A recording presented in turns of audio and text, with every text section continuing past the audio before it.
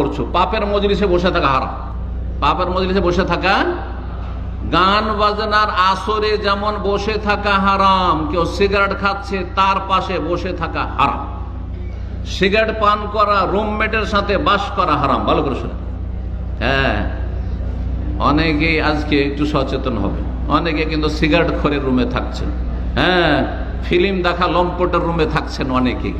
জি, তাদের রুমে থাকবেন না। জি, আল্লাহর গজব হচ্ছে আপনার পাশে, তো তাতে তো আপনার একটা ভাগ যে চলে যাবে, আল্লাহর গজব পড়বে। যে কেন গজবের জায়গায় থাকবেন? বেনামাজি, আল্লাহর গজব তাদের উপরে নামছে, আর সেই রুমে বাস করছেন আপনি। না, বাস করবেন না আপনি।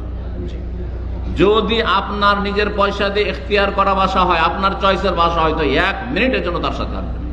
কেন বেনামাজির সাথে থাকবেন? কেন সিগারেট খোরের সাথে থাকবেন? কেন হারাম খোরের সাথে থাকবেন? কেন পাপীর সাথে থাকবেন আপনি? আল্লাহর গজব নামছে সেখানে। কিন্তু যদি